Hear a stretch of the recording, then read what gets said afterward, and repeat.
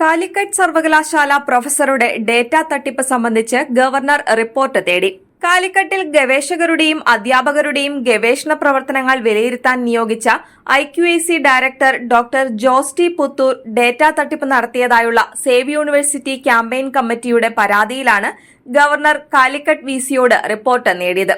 സർവകലാശാല ബോട്ടണി വിഭാഗത്തിലെ professor doctor Jose പുത്തൂരിന്റെ ലേഖനം പ്ലോസോൺ എന്ന ജേർണൽ പിൻവലിച്ചതുമായി ബന്ധപ്പെട്ട വിഷയത്തിൽ ഒരു കൺട്രോൾ ഡേറ്റ 2 ലേഖനത്തിലും വന്നത് മാത്രമാണ് പ്രശ്നമെന്നും അത് രണ്ടും സ്വന്തം ഡേറ്റ ആണെന്നും ന്യായീകരിച്ച് പ്രശ്നത്തെ നിസ്സാരവൽക്കരിക്കാൻ ശ്രമം നടന്നിരുന്നു.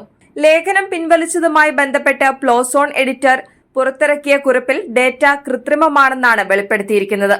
തെറ്റ് തുറന്നു സമ്മതിക്കുന്നതിന് പകരം ഇരുട്ടുകൊണ്ട് ഓട്ട അടയ്ക്കാനാണ് ഡോക്ടർ പുത്തൂരിന്റെ ശ്രമം.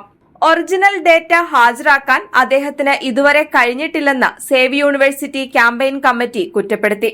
സർവകലാശാലയുടെ അക്കാദമിക് ഗവേഷണ മേഖലയുടെ തലപ്പത്ത് നിയമിച്ചിട്ടുള്ള വ്യക്തി നടത്തിയ ഗുരുതരമായ ഡേറ്റ തട്ടിപ്പിനെക്കുറിച്ച് മുതിർന്ന അക്കാദമിക് വിദഗ്ധരുടെ സമിതി അന്വേഷണം നടത്തണമെന്നും അന്വേഷണം പൂർത്തിയാകുന്നതുവരെ ഡോക്ടർ പുത്തൂരിനെ IQAC ഡയറക്ടർ സ്ഥാനത്തു നിന്നും മാറ്റി നിർത്തണമെന്നും സേവ് യൂണിവേഴ്സിറ്റി ക്യാമ്പയിൻ കമ്മിറ്റി VCയോട് ആവശ്യപ്പെട്ടു.